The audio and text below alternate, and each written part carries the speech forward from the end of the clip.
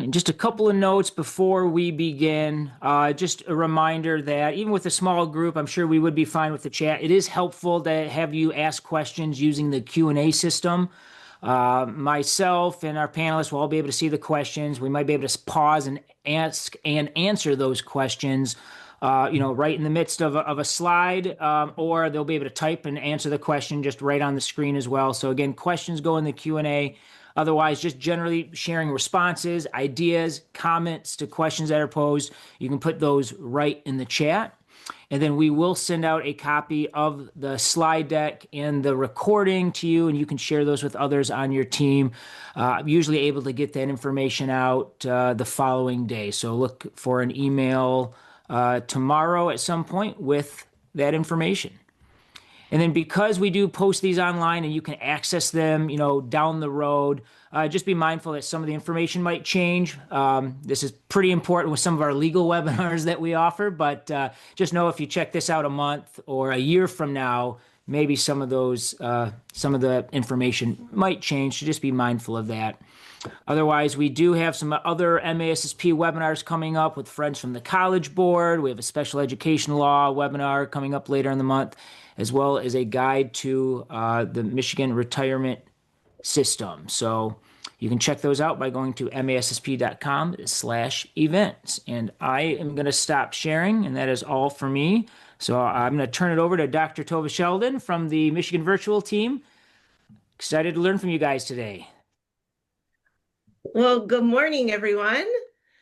We are super excited to have you with us today. I just want to spend a few moments giving a little bit more of a full introduction to our incredible people that we have here with us today. So just real quickly, as you know, I'm Dr. Tova Sheldon. I'm from Michigan Virtual, but the real stars of our show today, we have Jolynn Clark and Jason Schrock. Will you please just introduce yourselves real briefly? Sure. I'm Jolynn Clark. I'm currently the past president of MASSP and serving in a bit of a hybrid role as we transition. I transition from high school principal to superintendent in Frankenmuth. Yeah. Good morning, everyone. I'm Jason Schrock. I am the principal at Howell High School. I've been here for 24 years, moved up from the teaching ranks into assistant principal and have been the head principal going on my 14th year here. And happy to be with you this morning, as well as a MASSP board member.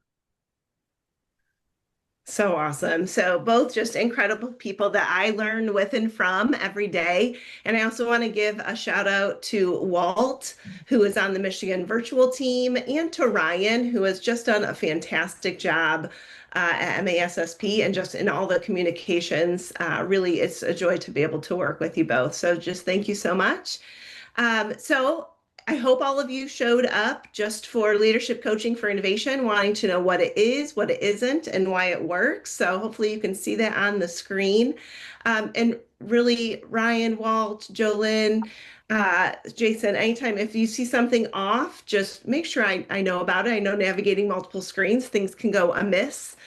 And so I just wanted to put that out there. And then also, I hope all of you jump in as we do this work together.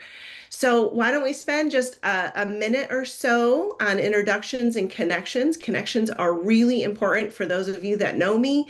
That is part of innovating to me, is making those connections. So I'm going to give you just a minute to make sure you have this snapshot of Leadership Coaching for Innovation in the lower left-hand corner of your screen. You should see a bit.ly that you can access that by, and this will be our touch point for part of our work together today. So I'll give you just a minute to access that.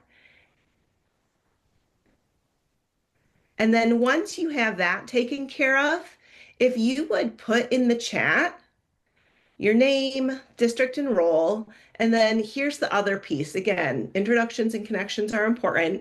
Share about a professional or personal innovation that you have done or that you care about and why. So I know some people are pretty shy about I don't know what innovation I've done, but whatever that might be, give yourself a minute to think that through. It can be big or small, professional, personal. There's not a right answer here.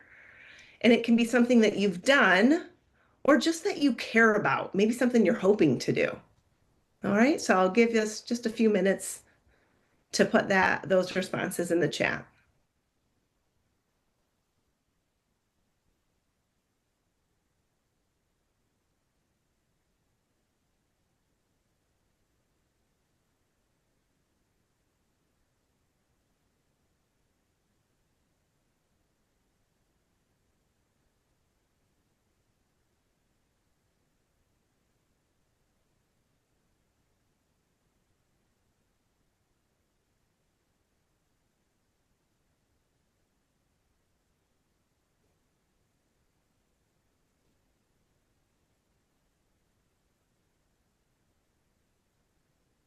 So as I was thinking about what I was going to put in my comments this morning, part of why I picked that first one is because I was thinking about, oh gosh, we are starting to turn the corner with sun and warmth, and I'm going to be getting my garden beds ready for summer here soon. And last summer, I MacGyvered a really cool watering system because I was having a hard time keeping some of my plants alive. So I was thinking about, gosh, how can I improve that and make it better for this coming year? Because it was a lot of duct tape and, no paper clips, but definitely the duct tape for that. So, and then I also just gave one other one about place-based learning. This is something that I've been thinking about a lot lately in terms of our virtual students, whether they are, in a virtual program as part of a larger traditional program or in fully virtual schools or everything and anything in between.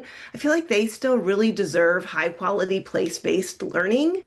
And there's an invisible hardness to that right now because I think they like people aren't quite clear on how that actually can happen. And so that's something that I'm trying to innovate around. All right. So if you can think of anything else, just throw it in the chat. I hope this sparks some things for you. Again, because when we think about our definition of innovation, we're going to get to that in a minute. Innovation can look different in different places. And what it counts as innovative for one person is maybe not for another. And so the more we can talk to each other about innovation, the more opportunity we have to grow it. So hopefully you're making some connections there. All right. Oh, I probably shouldn't have done that. Let's go back to this. All right. So we're going to just jump right in now since we have just an hour together. And I wanted to share with all of you our definition for leadership coaching for innovation. So if we go back to this one for a second, what you see on the snapshot is our high level big thinking, right? Everybody's on their innovator's journey, and that's grounded in research. And then one of the things we know about the journey is that if you can see those little orange boxes on it, that's collaboration. That shows up at every space in the journey. One version of collaboration, we believe that is making the difference is leadership coaching for innovation. So we're going to just zoom in on leadership coaching for innovation. And you can see our definition here. We don't want to spend a ton of time on this because we really want more voice. This is a lot of talk time for me. But I want you to know that you have these definitions. And so when we look at it, leadership coaching for innovation, it's a specialized version of coaching. And we are in our lane of innovation, which we know not everybody cares about. But if it's something that you care about and are passionate about, then this might be something that's important to you. And we've chosen to do it through a lens of coaching.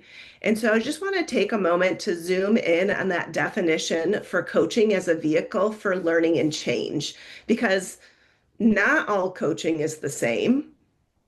You can put lots of different things around it, but the practice of coaching itself has basically three tenets to it. And so as we work through and hear about why this has worked for Jason and Jolynn and others, one of the things we want you to key in on is our intentionality around those structured but authentic conversations that trusting environment really matters. And then it's about that sustainability and behavior and mindset and skill set over time. So you can see those three tenets come to that surface more often than not. So I just gave you the fastest ever version of what it is. Jolynn, Jason, anyone you want to add anything to that before I share about what it's not?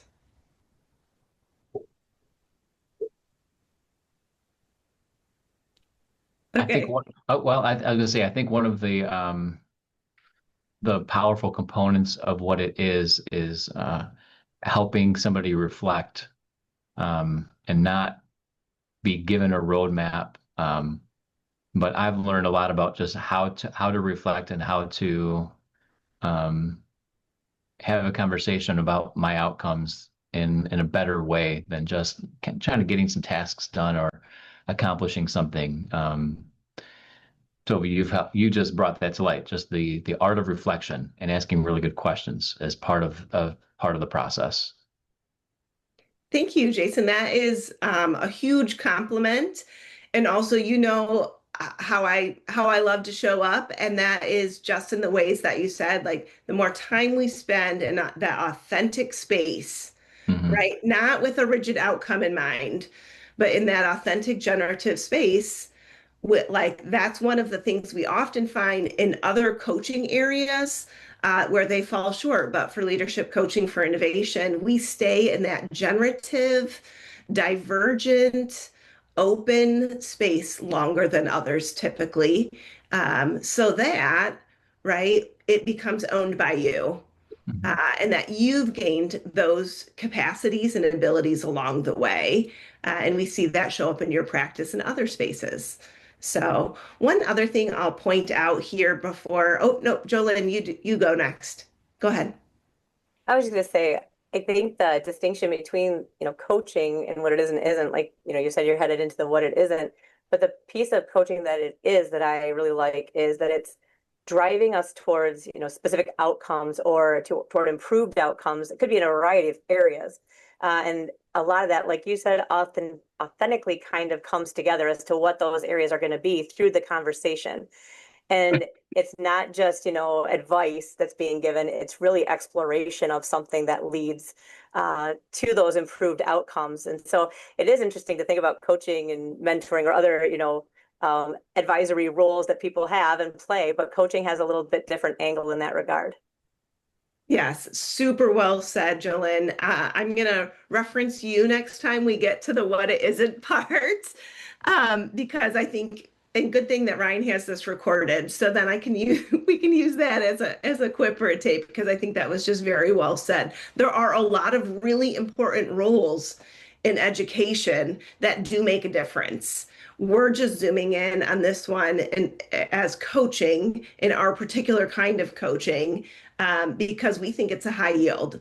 And we really, at our core, want it for the people of education, right? We often don't have those growth opportunities in education the same way that other spaces do. So, last thing on this slide before we jump away is again, lots of versions of coaching, lots of versions of leadership coaching, but our particular lane is leadership coaching for innovation. So I just want to go back to that definition one more time and have you read it a little bit more closely. Because here are some other things. This definition that you see on the right-hand part of our screen, this is my adapted and personal definition that I've generated across a lot of different research. I would hope for yourself that you make your own definition for leadership coaching, or excuse me, for innovation. And I say that because that helps you enact it, operationalize it, and decide what innovations are worth your time. The other thing, this is always a changing definition for me, again, because I'm always learning. So, a couple of things that I want to bring to the forefront as both a pro and a con to the definitions that I've given. One is innovation. Sometimes when we use it, can be a noun or it shows up as a verb, right? I'm innovative, I'm innovating, all of those different things. So, we throw that word around as if it feels a little bit like a buzzword, but we might not really know what we're talking about. So just being thoughtful about, are we talking about it in forms of a verb or a noun is important. We know that context matters, right? And I already said that earlier. What's innovative in one space may or may not be innovative for another space. So that context and the resources in that context matter, which is why coaching to the space as well as the person is really intentional. And then the last thing that I just really want to sink in here is that innovation does not have an age limit. It's not age bound. So when we think about leadership coaching for innovation, the skills, the mindset, the behaviors, all of those things, if you want them for yourself and if you are practicing them, you can have impact on everyone from our youth, our students, all the way to, great grandparents and beyond. There is not an age limit on innovating. And I just want to put that out there that this is a very inclusive space. We often put limits on ourselves, and like we've already kind of made this funnel of like, who's this coaching for? Well, it's for leaders. Well, I define a leader as anyone who takes responsibility for finding the people, the potential in people and processes. So I just want to think about where we're funneling and where we're not. Okay.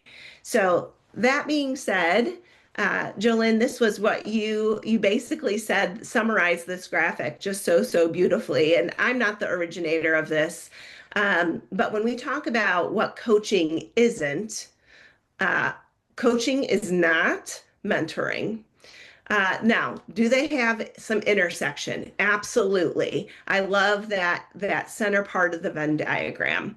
Okay, because we do in our coaching build empathy, build trust, active listen, facilitate meaning making, and we certainly live curiously. Okay, but what we're not doing is we're not telling you how to solve your problem. We're not saying, well, when I did that, that's never going to come out of our mouths, right? Now, unless you ask for it. Oops, I have a typo on my thing.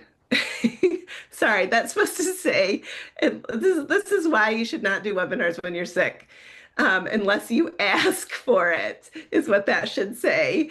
So I'm super glad I didn't have a worse typo than that. But so if you ask for it, if you tell your coach and you just say, well, I just don't know what to do here, what would you do? If you ask for it, they'll help you. They'll give you some advice or guidance or things like that. But it's that permission seeking is really important to part of our core ways of how we show up in leadership coaching for innovation. Because if you look at that lower part of the graphic on the left-hand side, coaching cultivates autonomy, empowerment, and critical thinking. All right. So we want to build those capabilities. We don't want you to rely on us when we're gone, right? We have you for a little bit amount of time. And so that's why we stay to the left on that left side of that graphic until you give permission or ask to go to the right side. Okay, so that we're very flexible and adaptive. We're practicing what we're preaching in those ways.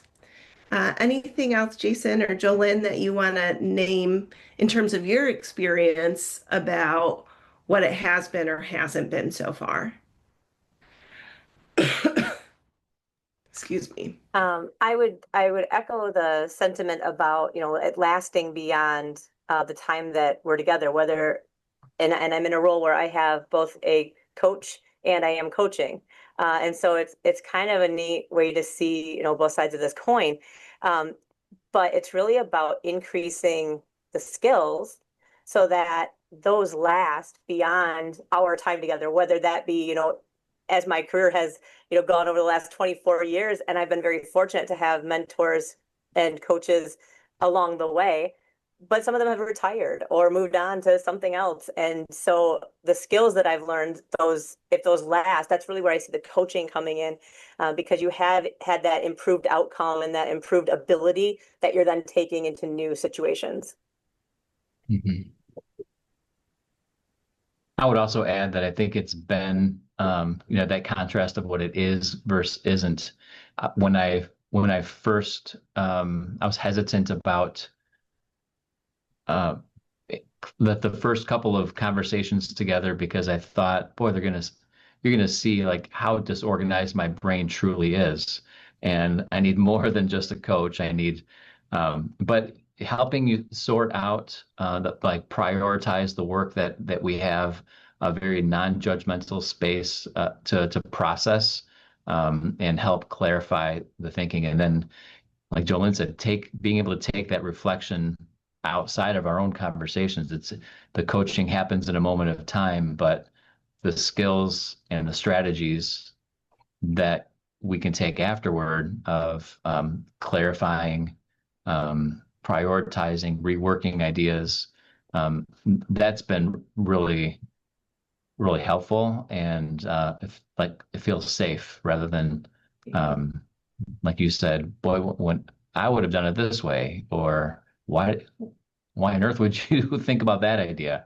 It's been very helpful, just being honest with the things that are on our plates as educational leaders, and just surfacing what matters most and what we want to get out of it. Yeah, that's important, right? Like we get judged enough in our lives. We don't need one more space of judgment. So cultivating that safe space to be a free thinker and to have your brain show up as is, not one more cognitive load, is really important. So thank you for naming those pieces, both of you.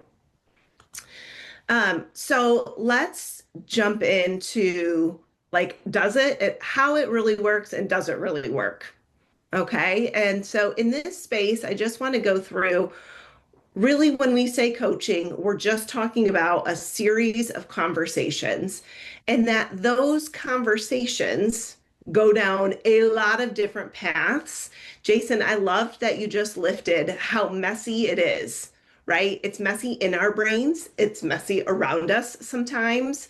It's messy because our world is complex. And so for a million different reasons, to rather than feeling judged by the mess or in tension with the mess, right? This is a space where we hold that up as like, oh my gosh, this is so exciting how messy this is. What an opportunity, right? There's a reframe to that really matters in our coaching conversations, which then lets us go down all of these different paths. And so what you're seeing on the screen are it's a little bit misleading in the sense that it looks like it's really organized, but hopefully that little part at the bottom of like the squiggly lines better captures. We don't just start with uncovering and generating ideas and then neatly go to focusing and defining. We ping all of these different spaces as it like just in time, as it surfaces, as we uncover that, and we jump back and forth between these areas, keying in on what are the mindsets that are really helpful for this? What are the skill sets that you actually would need to grow or practice in order to, better design and plan? Maybe you want to work through design thinking processes, those kinds of pieces. We lift up, well, what would those behaviors be? And what would be some actions or decisions that we need to have take place? And so, again, in our conversations, we ask really intentional questions. We also make sure that the person, I don't remember who, maybe it was Ron Richard that said, the person doing the work does the learning. I hope I didn't just ruin that quote. But when in our coaching conversations, we particularly look for who's doing most of the talking. It should be the coachee, the person being coached, right? And so we know that that's important in the conversation to be able to grow the skills and capacities and other competencies of an innovative thinker, innovative educator. So that's kind of the larger view that we work on mindsets, skill sets, behaviors, support, feedback, all of those pieces. And it's going to be messy because we just show up in that moment, customized for that person. That being said, there are some things that we've learned along the way that I'm looking at my other screen because I'm trying to think about, you know, I think one of you said earlier something to the idea of like, this isn't going to be a clean roadmap, right? There's not a direct path that says, here's where you, or a direct road that says, here's where you start, here's where you end. Let's clear it out and just go one way. It's going to be a messy journey along the way. But so Jolynn and Jason, if you'll just jump in here and think about like, what are some of the things that have really worked in those conversation paths? What hasn't worked? What else have you been noticing in those experiences? And maybe what else would you like to share with the group? Yeah, I'll start by just reaffirming how messy it was for me just to start with ideas like where do I start? What do I want to have be the focus of the coaching conversations? And I remember juggling between a couple different initiatives that I had going on in the building, and the process of clarifying what's most important to me, what aligns with my values, helping me think through that, think through other systems that would naturally be going on for both initiatives. It was really helpful. I didn't feel that changing gears from one initiative to the next was something that I was judged on. It was just, okay, let's go with that. And I truly feel like if I were to change gears tomorrow, there'd be some reflective conversations about, all right, why and what's your next step. But that was a really freeing process to kind of brain dump all the things that are on my plate and sort through where just reaffirming my strengths and where I wanted to put some time and energy and get some help moving the needle in that direction. Jason, one of the things that I think you just really brought to the surface is how often our leaders don't have even 5 minutes in their day or don't feel that they have 5 minutes in their day to do a brain dump, let alone let somebody else see it. And so there's even value in just like, hey, getting it out there, dump it all out there because it's hard to organize something you can't see.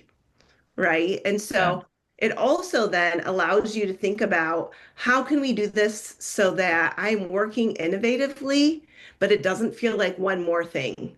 And that was something that really surfaced in the approach that we did with you because, you had 12 different, when you did your brain dump, I'm pretty sure there was more than 10 things that we were of different grain sizes, right? Yeah.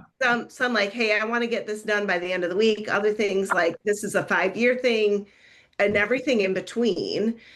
So sifting through all the context that went with it and the values because you were trying to make clear, do I want this for myself? Like kind of like my garden thing, right? That was an innovation that helped me versus a larger innovation of working through complex systems. Like if I was to approach the 3P learning piece for virtual schools, that is a massive, systems version. We talk about big I and little I innovation. Like that second one was a big I innovation. It would take so many people to do that work. And so not having to go through those things alone can make a really big difference. And again, we spent substantial time uncovering, generating, and then focusing and defining before we ever got to design and plan, which is, I think, something that we've seen across time. If you've been in education for any amount of time, people tend to rush towards solution.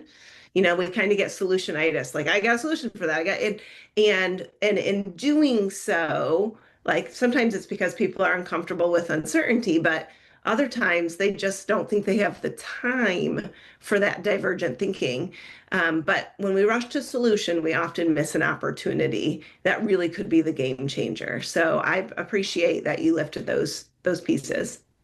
Yeah, for sure. And I would just add that as a leader, we often, and I know Jolene can testify that we often get so many people coming through our doors who need help processing what they're going through that we don't have that opportunity ourselves to put it out there. And sometimes we need more time to process. And I love that it wasn't this meeting we're going to uncover and generate. Next meeting we have to focus and define. It like my learning took a couple of sessions before we really uncovered and generated, and that was okay. And I felt that was a good, safe space to do that. It was also without it being therapy, it was very therapeutic to talk through um, all of the things that are going on in our brain. Yes. I have to completely concur with all of that. And it's taking and making the time to do that work because, like you said, often there are so many things coming at us. And it is messy because what we do is messy in that we're never just working on one thing or planning toward one thing. There are so many facets of each of the things that we're doing. So it does get busy and messy. I think one of the benefits I've seen in both coaching and in being coached is that both of the individuals I work with in this coaching realm come from bigger districts. And so it's really interesting to see maybe some different perspective or hear some different perspective as I'm brainstorming or as we're talking about a situation that I'm trying to deal with, because it helps me get new perspective that I don't have in a district the size where I'm in, but also makes me appreciate some things that maybe I take for granted with being in a smaller district and how much more quickly we can see those small gains and even the bigger gains because there aren't as many pieces and processes and people involved. So it really is interesting to see those different dynamics at play and the different perspectives, but it really helps me reshape and reframe my thinking and really consider lots of options that I might not otherwise have considered. So, Jolyn, I love that you bring that up because that is a critical, a critical what we call win of coaching is that by, you can see number 3 on your screen, by engaging with others of various viewpoints and perspective, your thinking can be scaffolded and new ideas are more likely to generate. What we know is that if we just stay in our own heads, ideas won't change. Right? We need that multi-perspective taking. And, when we think about the feedback and support that comes with leadership coaching for innovation, sometimes they can just see things you can't. And it's not a fault of anybody's. It's that they sit in different seats with different lived experiences. And so even asking that question, what am I not thinking of? Where's my blind spot? Those kinds of things, or asking the reflective question of, hey, what's maybe been a blind spot in your past that you want to revisit to help you with your future going forward. So all of that kind of multi-perspective taking is a critical win, a critical component of our leadership coaching for innovation. And then Jolene, I'm gonna pull you out particular here for this piece. So we already kind of talked about this just-in-time idea that leadership coaching for innovation happens like on your own timeline in your space. So we don't have a preconceived setup that says you will get one coaching a month for a blank amount of months. It is completely just in time to your schedule. The other thing that's unique about what we do is this just right fit because we know who the coach is matters just as much as your whatever innovation it is that you're choosing, right? We've all had experiences historically, probably around, I'm going to use I know I said not to use these terms interchangeably before, but where we've had good mentors or bad mentors, good coaches, bad coaches, and so forth. And somebody might be a good coach, but maybe not a good coach for you or not the, just right fit. So, Jolyn, will you speak just a little bit more about kind of that just right fit for you. And since, I mean, it's not fair if Jason and I do it because I'm Jason's coach, but can you talk about it from your perspective? Sure. So again, kind of a strange role that I'm in where we're in transition. And so had, kind of started with the coaching role through MASSP's Strengthening Leaders. And so that's been, a great experience. Then connected with Tova about the leading for coaching for innovation. And through MASA, as this, transition role has occurred, I had the opportunity to either have a mentor, which is the typical option with MASA's New Soups Academy, or I could go through the Innovative Leaders in Coaching for Innovation option with Michigan Virtual. And so I selected that because I looked at it and thought, for me, I have a number of people I can call and they will answer my questions. So if I need that, quick mentoring, moment or guidance moment, I can have that. But what I really felt that I needed was somebody who, could help me really think through and rationalize a position that I did not foresee myself being in, especially with the split role. And then, how do you continue to drive forward in that kind of in between moments so you're not losing momentum that had been started. And so maybe it wasn't exactly, a direct parallel to what they did or what their role looked like, but it has been extremely beneficial for me to have, both mentors, guidance, advisors I can go to, as well as somebody who's really helping me push the boundaries of my thinking into a different realm and a different role than maybe hasn't existed for everyone. But is different enough and in a spot where it can still affect change and not let go of things that are being driven and really think about how to make that happen even in a time of change. That's fantastic. So I just want to name for the people that are participating.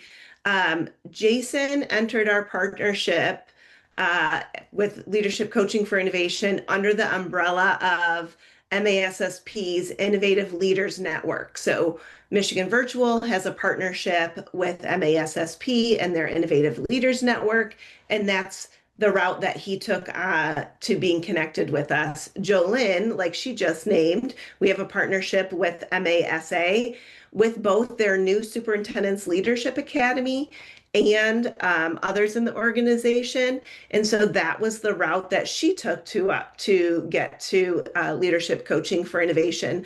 But Leadership Coaching for Innovation is actually accessible to anybody and everybody. It can be an individual collaboration. Thank you, Ryan, for putting that in the chat. It can be an individual collaboration, or it can be bundled with other services that we do. So there's a lot of right ways to start that partnership. And then once that partnership is started, one of the things we do is a discovery conversation. And in that conversation, and it can be a conversation or a survey, whatever works best for you, we ask you, what are the things, are there any non-negotiables that you really feel like you need in a coach so that you feel that just right fit? So maybe you say, hey, I want them to have experience in a rural setting. That's really important to me so that they know what that feeling feels like. Or maybe you want them to have a title that you've also had in the past, or maybe you don't care at all. And that's fine too. But we ask the questions up front so that we know what things really matter to you. And then I connect you. It's a little bit of matchmaking on my part, but then I connect you to a person that is that just right fit and follow up down the road to make sure that that fit is working. Because just because somebody fits on paper or fits in theory doesn't necessarily mean that's going to come to fruition. I think we're batting really, really, really well right now with our connections, and I'm really, really grateful for that. But it's important. Again, somebody might look great on paper, or maybe they have all the coaching certifications in the world. But if they're not that person for you, then the likelihood of sustaining change or getting something out of it is probably not going to be there. So that just right fit, just in time, is key to leadership coaching for innovation. So it's really hard to be able to take those risks or think divergently if you're not feeling comfortable and in that trusted space with that person. Is there anything I missed on that part that, Jason, Jolynn, Walter, Ryan, that you want to add in there? I'm getting a thumbs No, up, I think. I don't think so. Okay, thank you. Um, all right, well, we have just a little bit more time left. I want to make sure I leave an opportunity for questions and a few other things. So I just want to, I won't show this little video clip, but I want to bring up two people that I have a lot of respect for. And if you don't know either of these individuals or both of them, definitely check them out. Um, but Gwande is a surgeon. He's an incredible researcher as well. And he has about a 15-minute TED talk about why everybody needs a coach.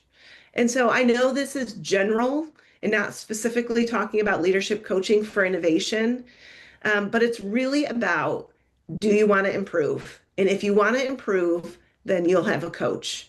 Even the best people need that. And then I love Brene Brown. For those of you that know me, I'm a constant reader. And her direct quote is that coaching is not remedial, it is foundational. And again, I think just both of those things hold true tremendously in the way we think about wanting to actually change the landscape of education and wanting to lead forward to innovation. We're not going to get there by doing the same old thing, right? If you always think the way you've always thought, you'll always get what you've always got. And so I just wanted to point you to those two resources or two people. And then you're always welcome to go to our website. Thank you, Walt, for putting that in the chat. And I do want to just have our last, 10 minutes or so.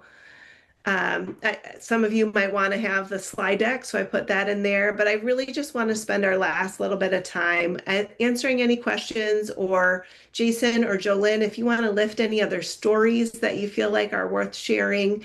I think that's what people want to hear, is they want to hear the stories of why it's working, what's something that you tried, or just anything else from your heart about leadership coaching for innovation. I think I've read that Brene Brown quote before, but just reading it again in this new light, like after living through some time in a coachee role, the coaching is not remedial, it's foundational. I just think it's so important for leaders to not wait until they're drowning, but to seek out opportunities sooner rather than later. And I really I appreciate these opportunities because these weren't always available when I first started as a building leader, and just the impact it's having on the program that I'm working on. I put it in the chat a little bit ago, but creating like a student leadership structure that's rooted in restorative practices and skill building for students, and that would not be able to get as much traction and be able to move forward without just refining how I'm doing that work in the building. So not because I've been assigned a coach, but I sought it because I knew that things don't happen on their own, not by mistake. I have to be intentional about keeping my own practice growing, and this has been a great way to do that. I completely concur. Jason, you nailed it. That's exactly right. And I think a lot of times we do think it's for, when I'm new to the role, and it has to be, when I'm just coming into something new. But you look at, the Olympians we just saw, and they all have coaches. Why? Because when you want to continue to grow and you want to continue to improve something, you have to work at it, and you have to have people who can help guide you on that. Even if they didn't do it themselves necessarily, the exact same thing, like you said, Tova, it's important to have somebody to help, guide us on that path. So whenever it comes up that you have the opportunity to have that brainstorming partner, to have that innovative, leader, coach by your side, it's always beneficial.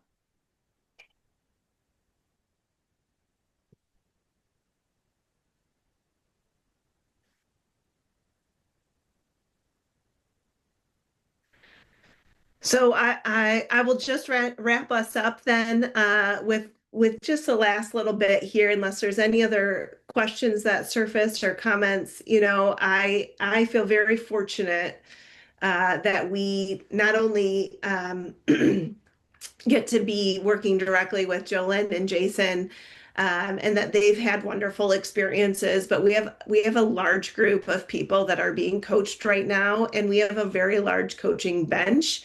And those are the people that we bring in to be that just right fit. So it's not just me. We have a group of incredible people who are our coaches for us. And I just, again, knowing where our passions lie, knowing why we show up for work every day, knowing our why and what we really care about. I think having people around us helping us get there it's really important. It's about that. It's meaningful work to me. It's meaningful in the larger picture of things, and I'm just really grateful we've been able to do this. So for anybody that is watching this or participating in this, if you want to be coached or if you want to be a coach for us, reach out with us, connect us. Again, you could go through under the umbrella of MASSP and through our partnership with them. It is a bit of a discount to go through them and have us connect with us through them than to just do it as a standalone. But whatever way you want to approach it, we are here for you, and we would be more than excited to help you in your journey for leadership coaching for innovation. So we appreciate your time today. Ryan, is there anything that you want to name before we start to wrap up here?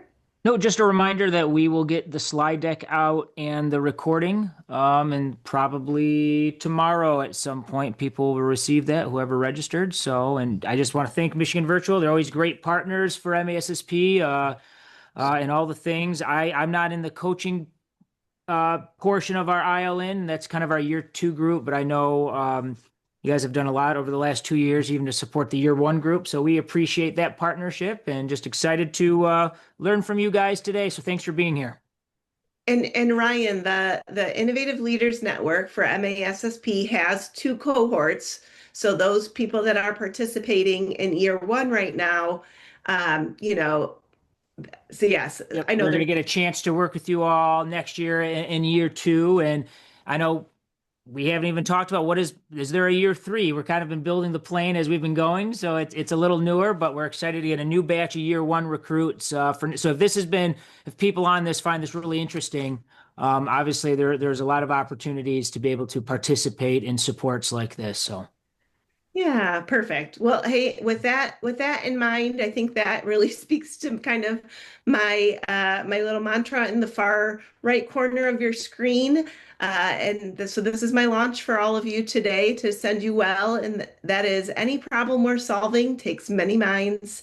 Any change worth making takes much love. And I'm grateful that together we have and can do both. So I wish you all well in your day and appreciate everybody. Thanks so much to Jolyn and Jason. Just loved our time together, and thank you for being here. Have a great day, everybody. You're welcome. Thank you. Thanks for the opportunity. Yep. Take care.